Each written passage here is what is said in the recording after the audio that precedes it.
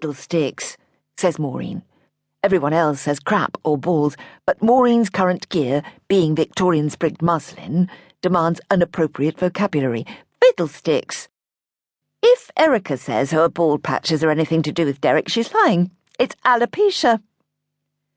"I wonder which would be worse," murmurs Ruthie in her soft voice.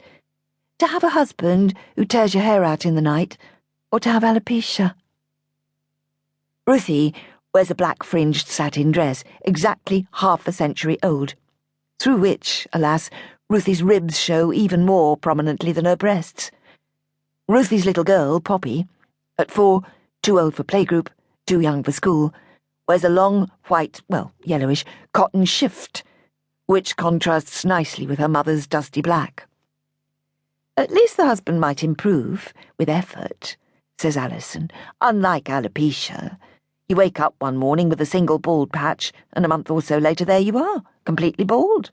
Nothing anyone can do about it."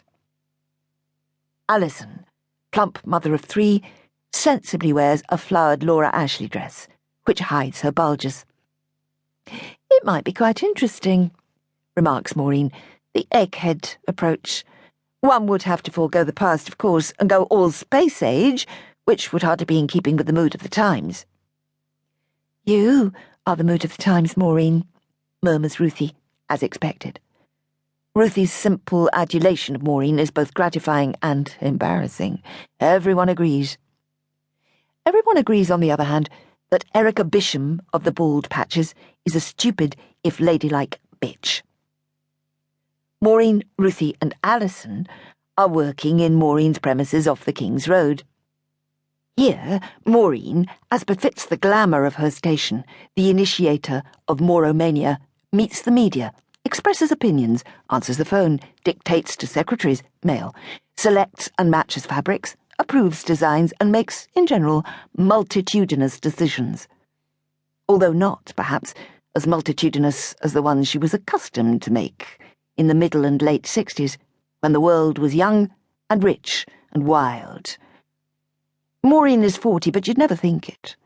She wears a large hat by day, and, one imagines, night, which shades her anxious face and guards her still pretty complexion.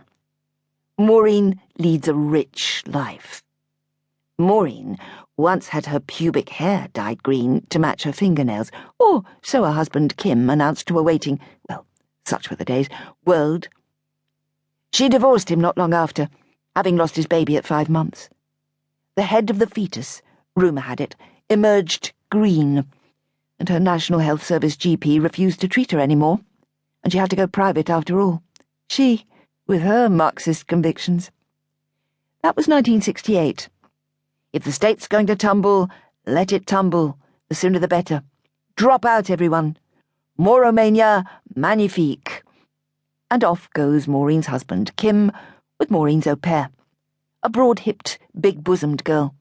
Good breeding material, with an ordinary, coarse and curly brush, if somewhat reddish.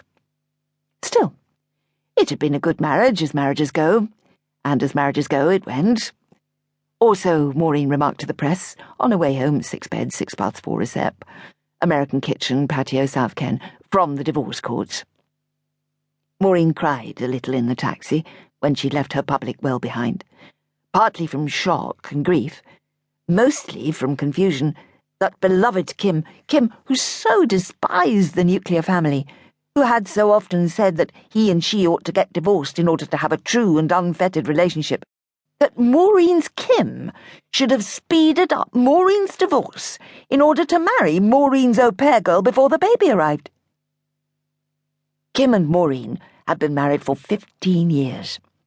Kim had been Kevin from Liverpool before seeing the light, or at any rate the guru.